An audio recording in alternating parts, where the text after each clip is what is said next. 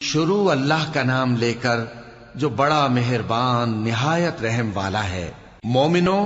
اگر تم میری راہ میں لڑنے اور میری خوشنودی طلب کرنے کے لیے مکے سے نکلے ہو تو میرے اور اپنے دشمنوں کو دوست نہ بناؤ۔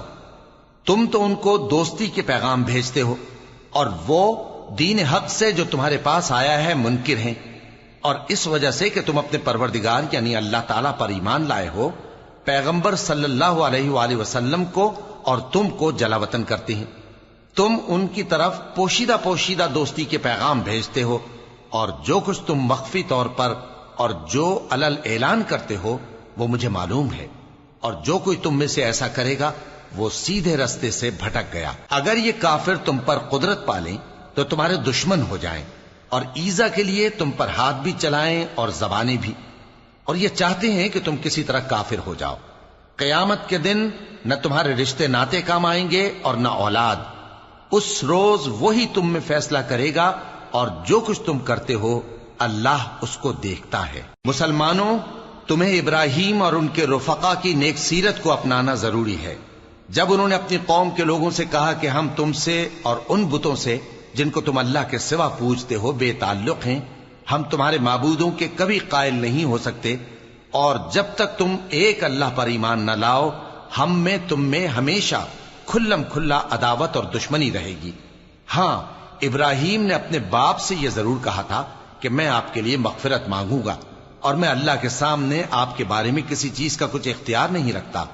اے ہمارے پروردگار، تجھ ہی پر ہمارا بھروسہ ہے، اور تیری ہی طرف ہم رجوع کرتے ہیں، اور تیرے ہی حضور میں ہمیں لوٹ کر آنا ہے۔ اے ہمارے پروردگار، ہم کو کافروں کے ذریعے فتنے میں نہ ڈالنا، اور اے ہمارے پروردگار ہمیں معاف فرما،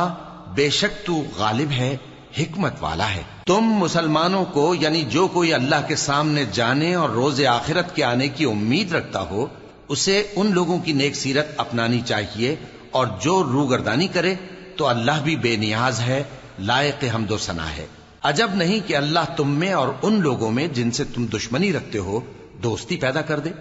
اور اللہ قادر ہے، اور اللہ بخشنے والا ہے، مہربان ہے۔ جن لوگوں نے تم سے دین کے بارے میں جنگ نہیں کی اور نہ تم کو تمہارے گھروں سے نکالا، ان کے ساتھ بھلائی اور انصاف کا سلوک کرنے سے اللہ تم کو منع نہیں کرتا۔ اللہ تو انصاف کرنے والوں کو دوست رکھتا ہے۔ اللہ انہی لوگوں کے ساتھ تم کو دوستی کرنے سے منع کرتا ہے جنہوں نے تم سے دین کے بارے میں لڑائی کی اور تم کو تمہارے گھروں سے نکالا اور تمہارے نکالنے میں اوروں کی مدد کی۔ تو جو لوگ ایسوں سے دوستی کریں گے وہی ظالم ہیں۔ مومنو، جب تمہارے پاس مومن عورتیں وطن چھوڑ کر آئیں تو ان کی آزمائش کر لو، اور اللہ تو ان کے ایمان کو خوب جانتا ہے۔ سو اگر تم کو معلوم ہو کہ وہ مومن ہیں تو ان کو کفار کے پاس واپس نہ بھیجو کہ نہ یہ ان کو حلال ہیں اور نہ وہ ان کو حلال ہیں، اور جو کچھ انہوں نے ان پر خرچ کیا ہو وہ ان کو دے دو، اور تم پر کچھ گناہ نہیں کہ ان عورتوں کو مہر دے کر ان سے نکاح کر لو، اور کافر عورتوں کے ساتھ تعلقات نکاح باقی نہ رکھو، یعنی انہیں کفار کو واپس دے دو، اور جو کچھ تم نے ان پر خرچ کیا ہو تم ان سے طلب کر لو، اور جو کچھ انہوں نے اپنی عورتوں پر خرچ کیا ہو وہ تم سے طلب کر لیں۔ یہ اللہ کا حکم ہے جو تم میں فیصلہ کیے دیتا ہے،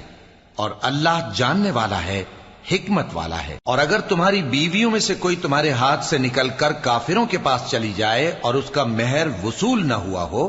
پھر تم ان سے جنگ کرو اور ان سے تم کو غنیمت ہاتھ لگے، تو جن کی بیویاں چلی گئی ہیں ان کو اس مال میں سے اتنا دے دو جتنا انہوں نے خرچ کیا تھا، اور اللہ سے جس پر تم ایمان لائے ہو ڈرتے رہو۔ اے پیغمبر صلی اللہ علیہ وآلہ وسلم،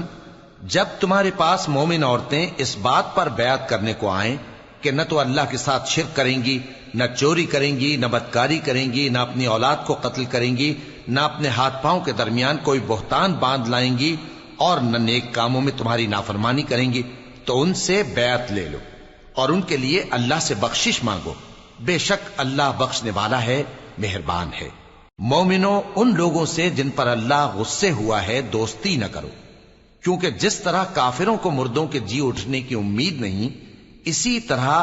ان لوگوں کو بھی آخرت کے آنے کی امید نہیں۔